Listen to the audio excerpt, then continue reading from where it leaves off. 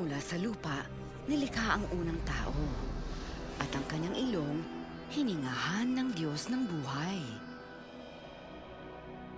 At tinawag niya siyang si Adan. Sabi ng Diyos, hindi mabuting nag-iisa siya. Bibigyan ko siya ng angkop niyang katuwang. Kaya mula sa isang tadyang ni Adan ay lumikha ang Diyos ng isang babae at kanyang pinangalanan siyang Eva. Sina Adan at Eva ay namuhay sa presensya ng Diyos sa magandang hardin ng Eden na para sa kanila. Kasama at kaukausap sila ng Diyos sa hardin.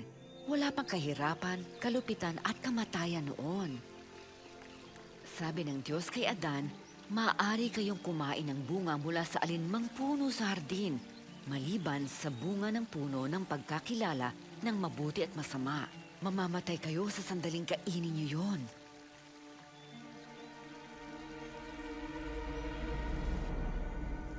Ngunit isang araw, tinukso ni Satanas si Eva. Pumitas siya ng bunga at kinain ito. Binigyan din niya ang kanyang asawa na nooy katabi niya at kinain naman ito.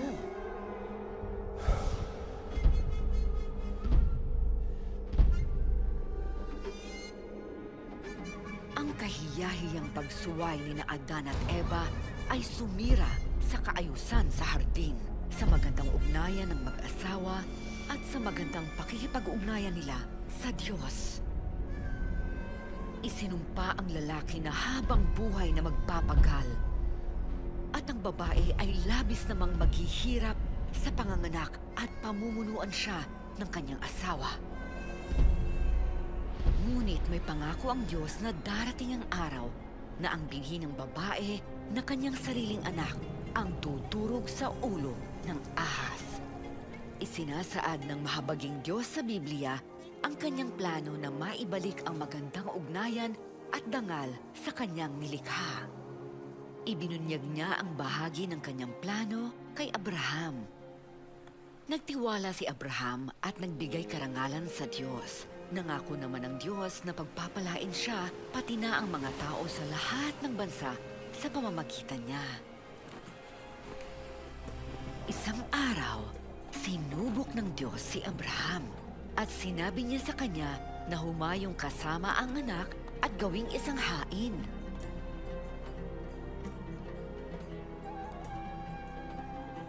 Nagtiwala at sinunod pa rin ni Abraham ang utos ng Diyos. Kahit alam niya na sa pamamagitan ng kanyang anak na ito, matutupad ang pangako ng Diyos sa kanya. Tinawag siya ng Diyos, Abraham. Pinatunayan mong tapat ka sa akin, pagkat hindi mo ipinagkait ang minamahal mong anak. Isang tupa ang nakita ni Abraham, kaya ito ang kanyang inihain sa Diyos kapalit ng kanyang anak. Ang pagkakaloob ng tupang pamalit sa anak ni Abraham ay isang pagsasalarawan, isang sulyap sa dakilang plano ng Diyos.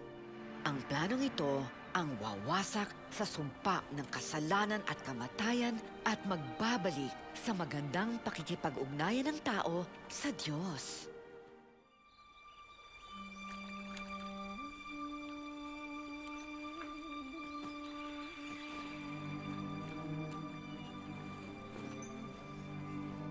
May isang dalagang nakatira sa Nazaret na nakatakdang ikasal kay Jose. Maria ang kanyang pangalan.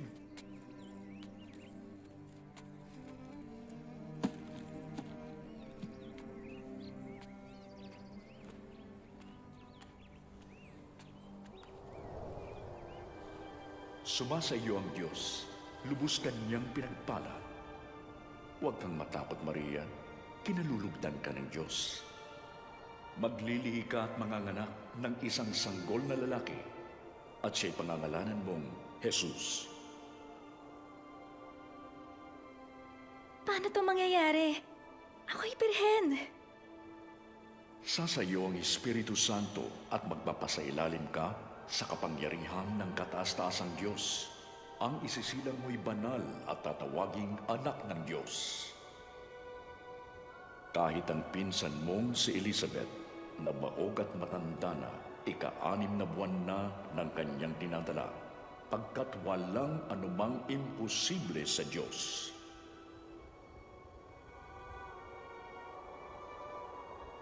Ako'y lingkod ng Diyos. Mangyari sa akin ang iyong sinabi.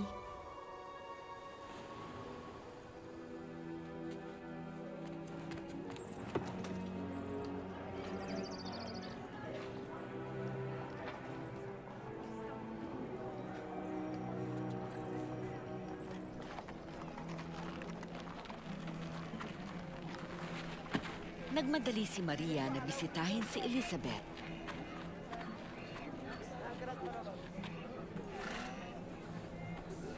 Elizabeth, Maria! Pinsang Maria!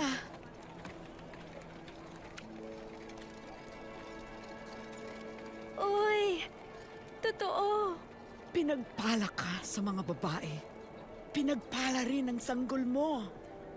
Anong pagkadakilang bagay ito? Nadalawin ako ng ina ng aking Panginoon. Nang marinig ko ang iyong bati, kumalaw sa tuwa ang sanggol ko. Nagpupuri ako sa Panginoon.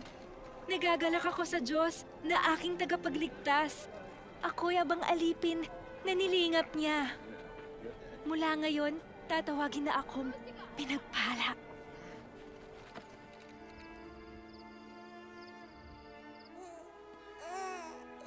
Si Jesus ay ipinanganak sa Bethlehem, sa isang sabsaban dahil walang matuluyan sina Maria at Jose. Ipinahayag ng mga anghel ang kanyang kapanganakan. Pagsapit ng araw upang tulian siya, pinangalanan siyang Jesus, na ang kahulugay, ang Diyos ay nagliligtas. Dinala ni na Maria at Jose ang bata sa templo upang ihandog sa Panginoon. Nang marinig ko ang kanyang kwento, nabatid kong si Jesus ay hindi pangkaraniwang propeta. Ano yung sinabi ng anghel? Si Jesus, anak ng kataas-taasan? Siguro naman ay hindi nagkarelasyon ng Diyos sa isang babae. Hindi talaga. Tandaan nyo, isang birhen si Maria. Ang paglilihi kay Jesus ay isang himalang mula sa Espiritu ng Diyos. Lahat ay kayang gawin ng Diyos. Hindi ba kayo naniniwala? Sa pasimulang puno ng himala, ang nagluwal kay Jesus ay babaeng tulad natin. Pero higit pa siya doon. Talikdan niyo ang inyong mga kasalanan at magpabautismo at kayo'y patatawarin ng Diyos. Ang Diyos mismo ang nagsabi nito nang si Juan Bautista na anak ni Elizabeth ay nagbabautismo sa mga tao sa Ilog Jordan. Binabautismohan ko kayo sa tubig. Ngunit may darating na higit na dakila kaysa akin. Ni hindi ako karapat-dapat na magkalag ng sintas ng kanyang sandalyas. Babautismohan niya kayo sa Espiritu Santo at apoy. Hawak niya ang kalay-kayo pang linisin at tipunin ang trigo sa kanyang kamali.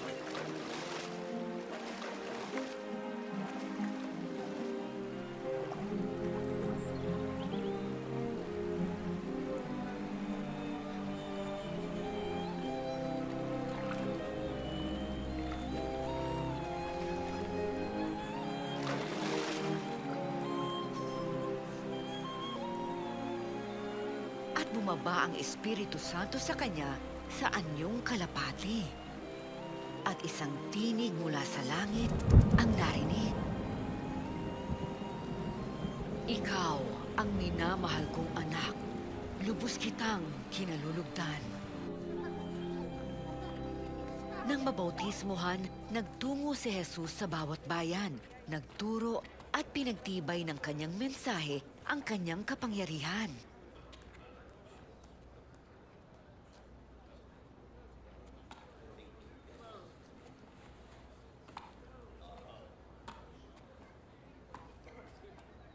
Di ba siya'y anak ni Maria? Siya nga. Tumahimik ka.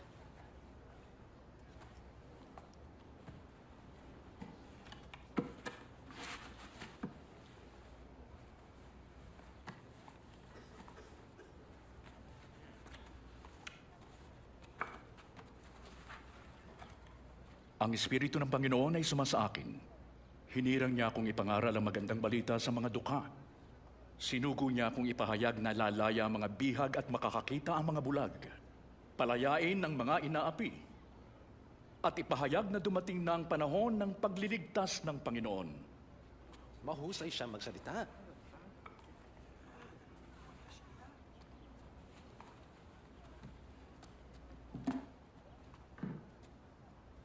Ang kasulatang ito ay natupad ngayon, gaya ng aking binasa. Natupad ang kasulatan? Ang mesyas lang ang makatutupad ng Paano ipinangako. malalaman? Marami ang namangha sa kanyang salita. At naniwala dahil sa kanyang mga himala.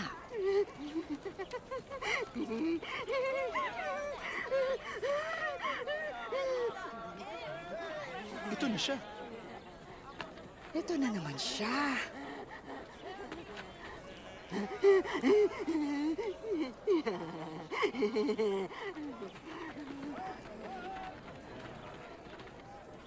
Sino yun?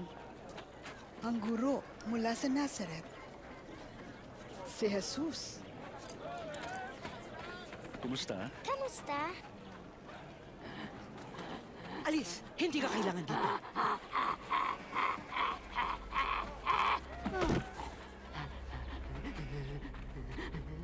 Guro, huwag niyong dungisan ang inyong sarili sa pagtingin man lang sa kanya. Maria, Anong nais mo sa amin, Jesus na taga Nazaret? Kilala ka namin, ikaw ang banal na mula sa Diyos! tahimik!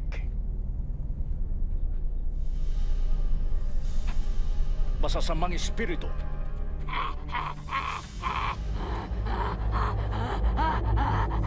Lumabas kayo sa kanya.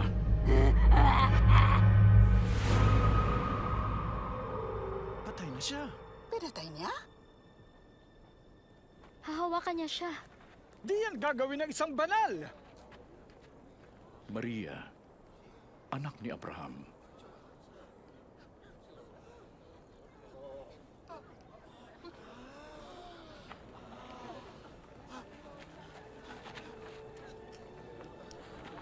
Maayos na siya. Buhay siya. Himala. Sino ang taong ito? Pirito may sumusunod. Ito'y himala. Isang himala. Paano to? Salamat.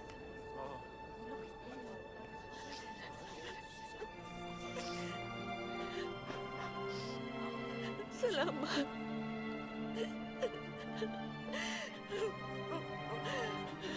Salamat. Salamat.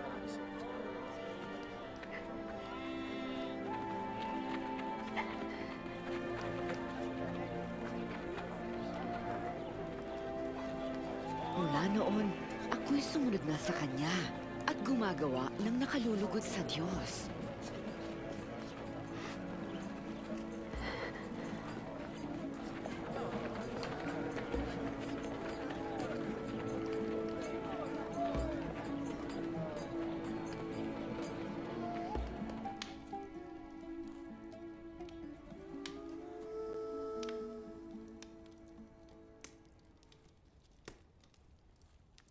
Maraming taong nabuhay ako sa kahihiyan.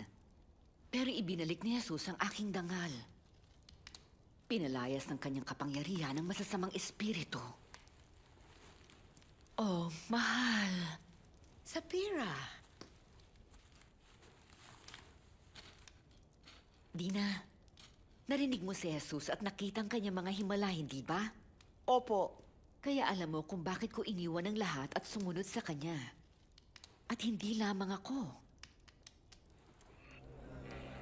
Tayo'y gutom sa pisikal at espiritual at kailangan nating may magtuturo ng daan tungo sa Diyos. Pagkalipas ng maraming taon ng pagkabigo at pakikibaka, karamihan sa amin ay di na kayang umasa pa. Ngunit saan man magtungo si Jesus, tila may handog siyang pag-asa.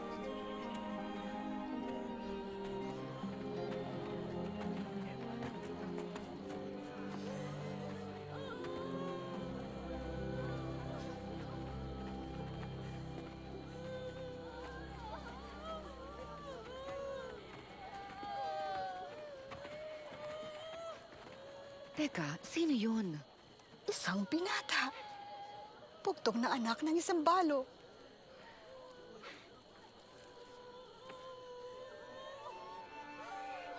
Binata, bumangon ka.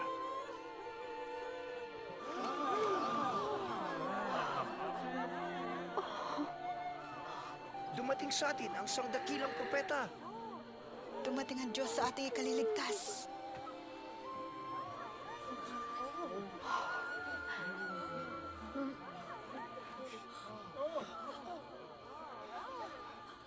Kung ang nagmamahal lamang sa inyo ang inyong minamahal, bakit kayo dapat pagpalain? Gawirin ito ng mga makasalanan. At kung mabuti lang kayo sa mabuti sa inyo, bakit kayo pagpapalain? Gawirin ito ng mga makasalanan. Hinahawakan niya siya. At kinakausap pa. Nakasusok lang. Hindi. Mahalin ang inyong kaaway at gawan sila ng mabuti, magpahiram ng walang kabayaran. At malaking gantimpala ang inyong tatamuhin at kayo'y magiging mga anak ng kataas-taasang Diyos. Siya'y mabuti kahit sa masasama. Maging mahabagin kayo tulad ng inyong amang mahabagin.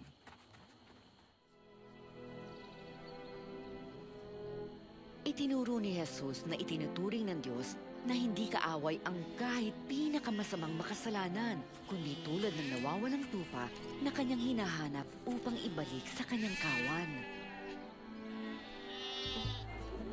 Hindi natin alam na ang ganitong pagpapahalaga at pag-ibig sa tao ay nararapat kahit sa mga kasuklam-suklam, mga banyagang may nakakagalit na tradisyon hanggang sa pinili ni Jesus na dumaan sa Samaria.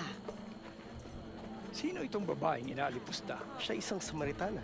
Masama na yun, di ba? Tara na, bumili na tayo ng pagkain para hindi maging tayong guro.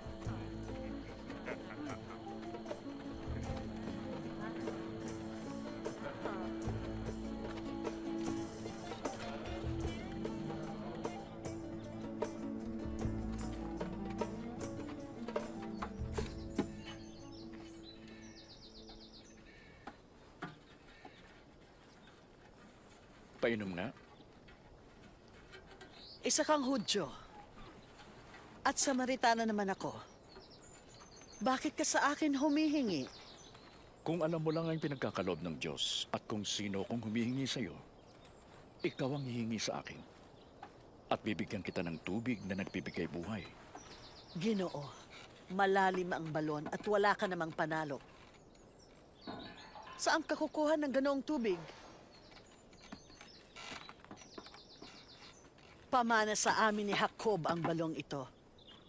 Dito siya uminom, ang kanyang mga anak at mga hayop. Ibig bang sabihin na higit ka pa kaysa kay Jacob? Ang bawat uminom ng tubig na ito ay muling mauuhaw. Ngunit ang uminom ng tubig na aking ibibigay ay di na muling mauuhaw pa. Ang tubig na ibibigay ko ay babalong tulad ng buhay na walang hanggan.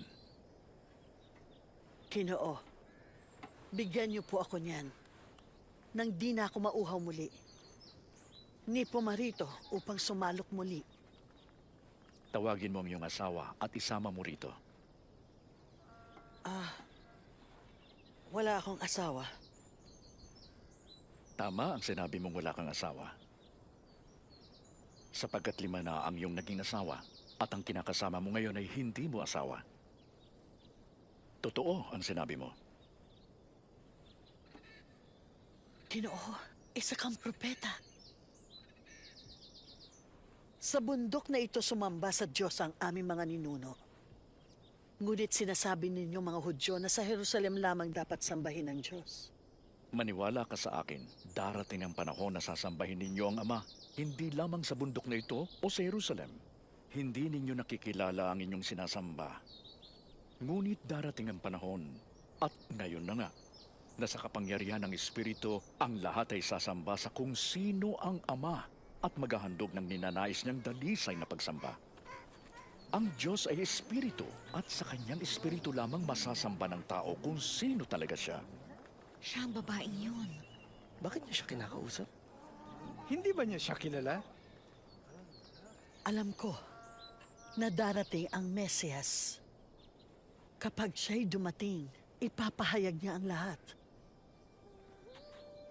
Ako nga. Tusan niyo ang punong to.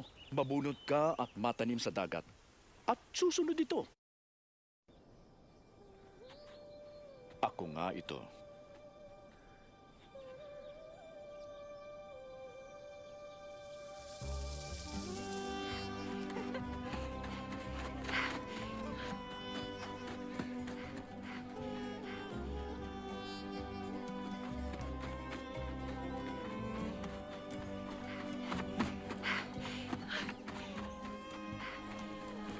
Hali kayo!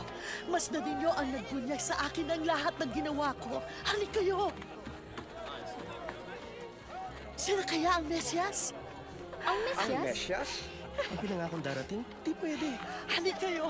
At tingnan ninyo! Hali kayo! Guro, kain na kayo. Ako'y may pagkain hindi ninyo nalalaman. May nagdala ba sa kanya ng pagkain? Ang pagkain ko ay tuparin ng kalooban na nagsugo sa akin. Ganapin ang ipinagagawa niya sa akin. Hinog na ang pananim at handa ng anihin.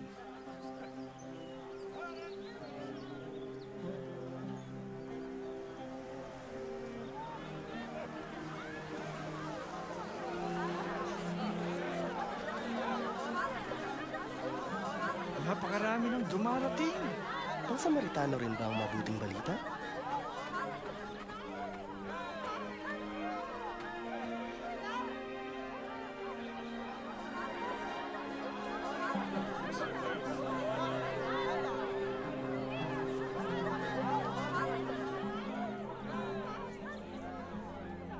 Nilapitan ng mga tao si Jesus at nakiusap na manatili siya at turuan sila.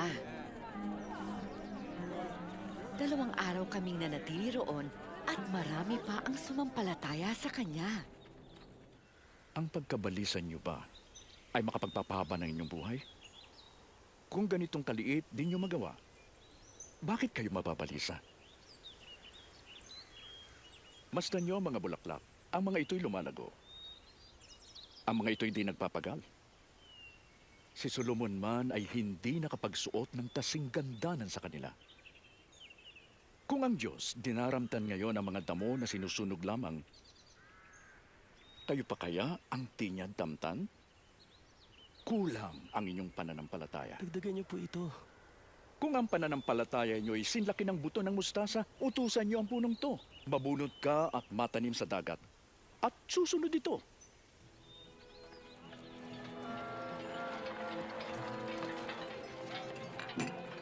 Tiyak ang pagdating ng tukso. Ngunit kawawa ang nagdulot nito. Mabuti pang itapon siya sa dagat na may nakasabit na gilingang bato sa kanyang leeg kaysa maging katitisuran ng isa sa mga maliliit na ito. Tulad saan ang kaharian ng Diyos, ito ang katulad. May lalaking nagtanim ng buto ng mustasa sa kanyang bukid. Sumibol ito at naging isang puno. Namugad ang mga ibon sa sanga nito. Hindi ko siya maintindihan. Bakit ka nakikisalo sa mga maniningil ng buwis at iba pang mga makasalanan?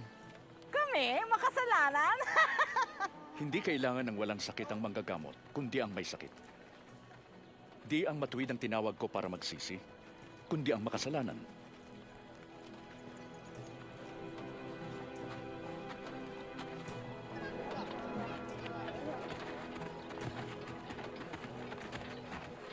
Mahawakan ko lang ang kanyang damit. Gagaling ako.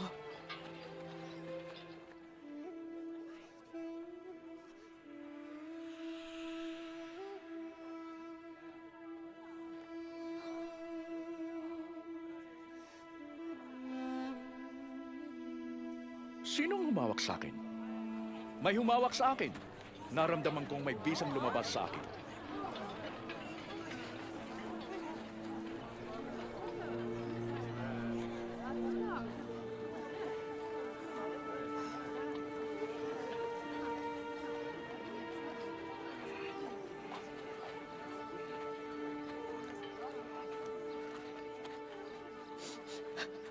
po ang humawak sa inyo. 12 taon na po ako dinurugo. Walang nagawa ang mga magkagamot.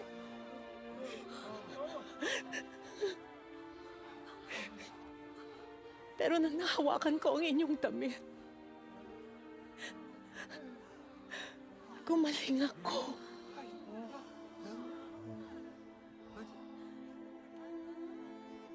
Anak, pinagaling ka ng iyong pananampalataya.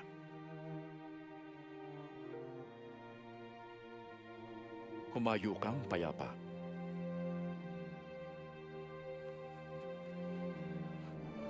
Salamat po.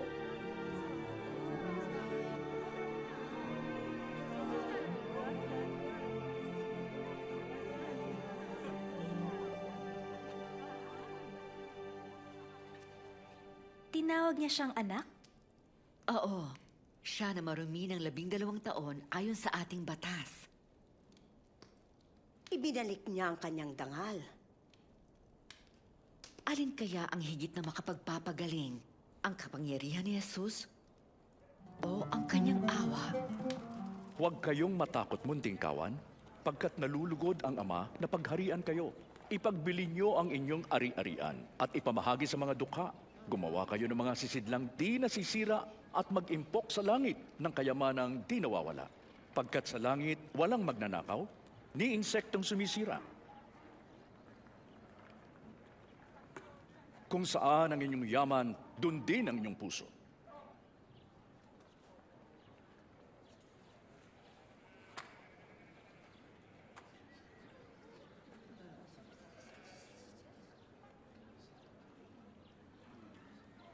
Babae, magaling ka na sa iyong sakit.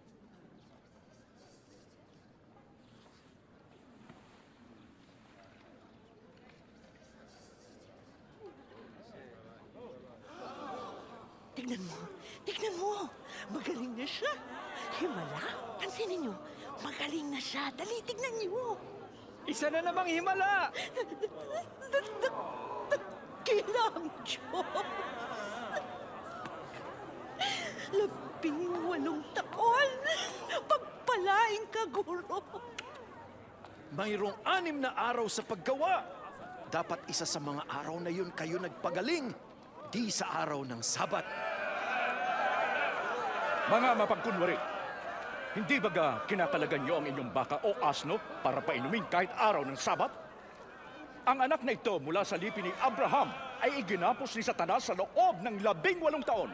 Di ba dapat siyang kalagan kahit ngayoy Sabat?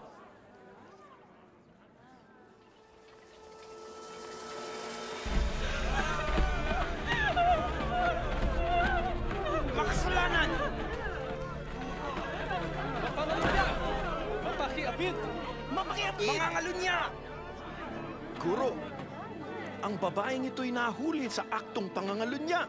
Ayon sa kautosan ni Moises, dapat batuhin hanggang mamatay ang tulad niya. Batuhin siya! Mapakiapid! Batuhin siya! Batuhin siya! Batuhin siya! Mapakiapid! Batuhin siya! Anong masasabi mo?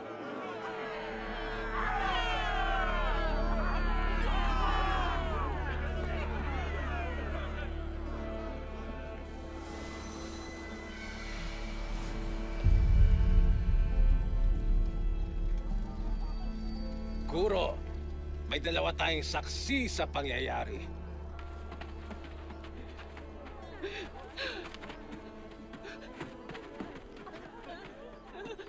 Anong dapat gawin sa kanya?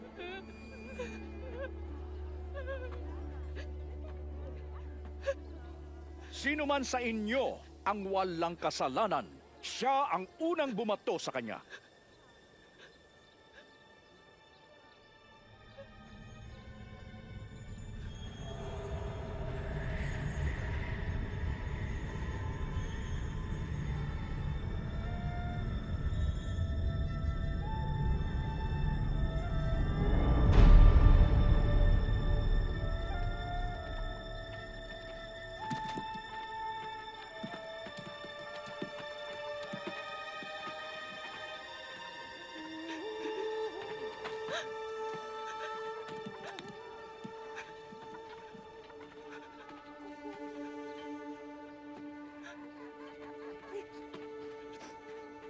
Babae. Nasaan na sila? May humahatol pa ba sa'yo? Wala na po. Di rin kita hahatulan.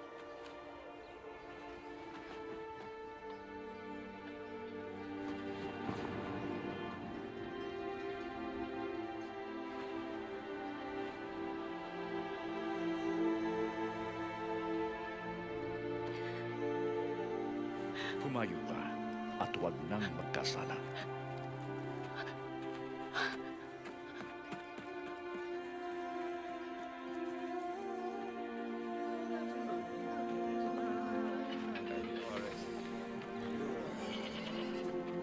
Tay, di ko makita. Sampa ka sa balikat ko. Nakikita mo na? Nakikita ko na si Jesus. Kanyang sinusuway ang kautusan. Pati na ang sabat. May binhing na punta sa daan at napakan. Kasakasama na makasalanan. Kung siya'y pababayaan natin, maniniwala ang lahat sa kanya. Paparito ang mga Romano at wawasakin ang ating templo. Mayroon namang nalaglag sa matabang lupa. Bigo silang mabihag si Jesus o pigilang sumunod ang mga tao sa kanya. Pero porsigido silang matigil ang pagpapahayag ni Jesus na siyang ipinangakong Mesyas. At nakatagpo sila ng magkakanulo kay Jesus.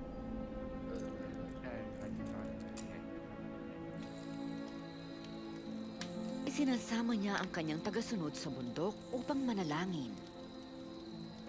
Nang gabing yun, siya'y tila balisa.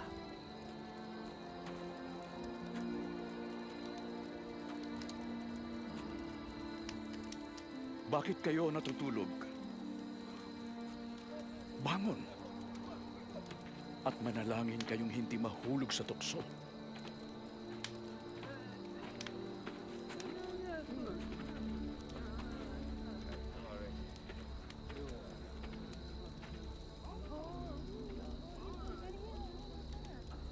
Judas.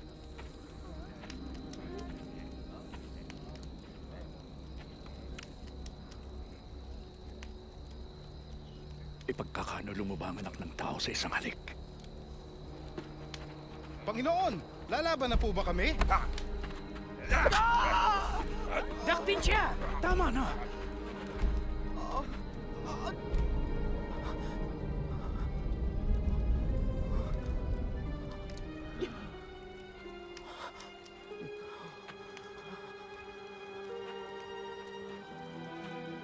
Tulisan ba ako na kayo'y may mga tabak at mamalo? Nagtuturo ako sa templo araw-araw, ngunit di niyo ako dinakip. Subalit oras niyo ng pamayanihin ang kadiliman.